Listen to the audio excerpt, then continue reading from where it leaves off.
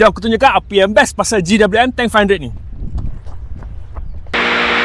Kalau korang tak tahu mana nak pilih, sama ada nak pilih off-roader ke ataupun kereta yang mewah, jangan risau.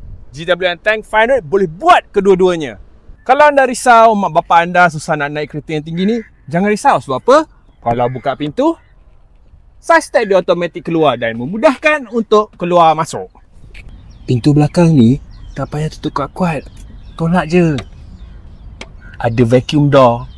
Rotek kereta ni murah sebab ini enjin 2 liter turbo hybrid yang menghasilkan 346 PS dan 648 Nm of torque.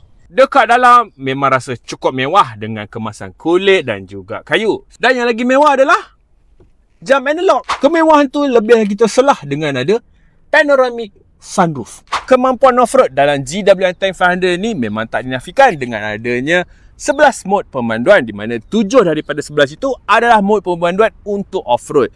Selain itu, kereta ni agak tinggi, hampir 1.9 meter, so nak lalu air tu tak ada masalah. SUV ini dijual pada harga RM328,000 dan aku rasakan kalau korang sedang mencari off-roader mewah, ini boleh jadi pilihan korang.